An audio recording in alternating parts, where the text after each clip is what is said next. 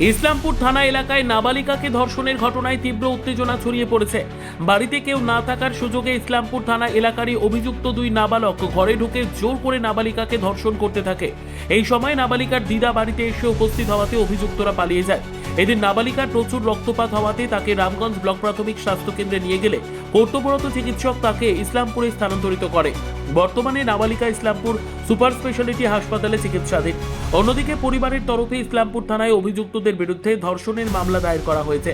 পরিবারের তরফে অভিযুক্তদের কঠোর সাজার দাবি করা হয়েছে। অভিযুক্তরা ফেরার, তবে ঘটনার তদন্ত শুরু করেছে ইসলামপুর থানার পুলিশ। সংবাদটি নিবেদন করছেন স্বস্তিলোক উৎসব ভবন, গঙ্গারামপুর, দক্ষিণ দিনাজপুর। সৌদা কিনে না জ্ঞান আর না ওসে না দেখেছি বাচ্চাটা মুখখান ছিপে ধরে দিরা ছেলে লৌরি ভর্তার লেগিয়ে যান একটা ছেলে প্যান্ট ট্যান্ট খুলে দিয়ে একটা ছেলে মুখখান ছিপে ধুয়ে তারপর আমি ছেলেলা ধরবা পান্ন কানি ছেলেলা দৌড়ে চলে গিয়ে ইয়াঁকলে না আমি একদম গোক গাক দেখছু গোক টোক দেহে না লোকলা জড়ো হল মিয়া কিছু করবা পারছু কেন। তো তারপরে কোথায় নিয়ে গেলেন? তারপরে কি হয়েছিল? অসুস্থ হয়ে পড়ছিল? তারপরে সালা রামগঞ্জের হসপিটাল আনলো, রামগঞ্জের হসপিটাল সালা এখানে করে দিলে, ইসলামপুর করে দিলে। তো কে হবে তোমার ওটা? ওটা আমার নাতি হবে। নাতনি না? হ্যাঁ। বয়স কিরকম হবে? বয়স 11 সাল। ও, দিময় না তো এখানে রাখি মোর নাতিন দা মোর ঘরের লোকটা মরে গেছে। তো আপনার বাড়িতেই থাকতো নাকি নাতনিটা? হ্যাঁ, নাতিন দা আমার আপনার মূল্য রাখছে না। সর্বোত্তম সুযোগ সুবিধে রয়েছে আতিথেয়তায় সুপরিচিত স্বস্তিলোক উৎসব ভবন। অতিথিদের যে কোনো অনুষ্ঠানের জন্য উপযুক্ত ওয়ান স্টপ ডেস্টিনেশন। আমরা আপনার বিশেষ অনুষ্ঠানটিকে অবিস্মরণীয় করে তুলি।